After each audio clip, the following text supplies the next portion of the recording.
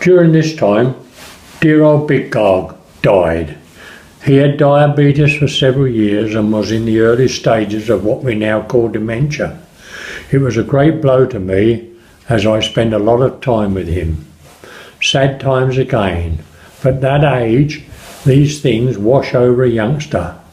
Also, I had a paper round and an evening delivery round. What with that and the farm work, I didn't have a lot of time to worry, you would think. But things came to a head when I was about 13. Mum noticed that I was staggering when I walked, so a trip to the doctors, and I was diagnosed with mental exhaustion. I think it was most probably caused through the loss of my father in 1950, and then Big Gog dying as well, and things caught up with me. I was prescribed with phenobarbital, which made my life surreal. I wandered about the garden and can remember conducting a full orchestra on several occasions down the bottom of the garden. This went on for about 6 months. I don't remember all of it, what went on, but eventually I got over it. But I had missed 6 months of school. I didn't mind that, but my farm work I'd missed most of all.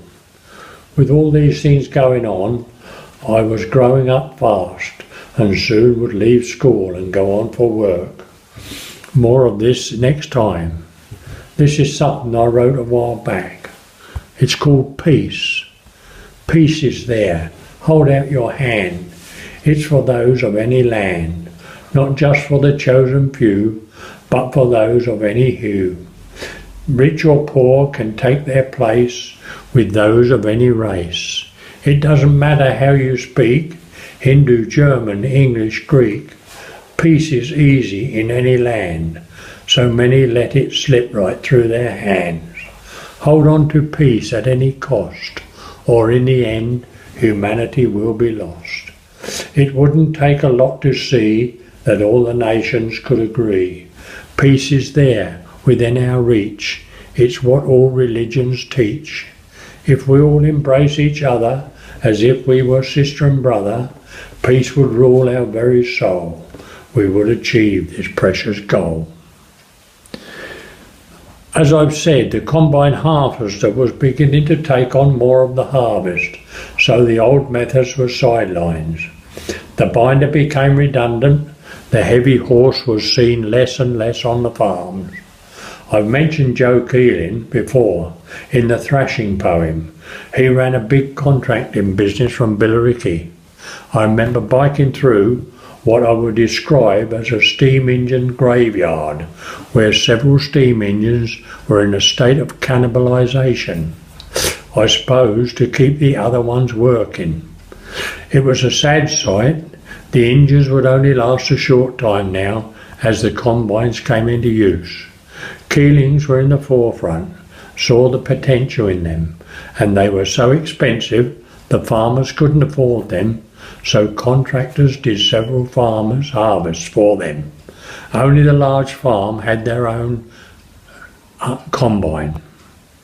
This is called modern harvest. The next few weeks will be quite manic. All the farmers will go frantic.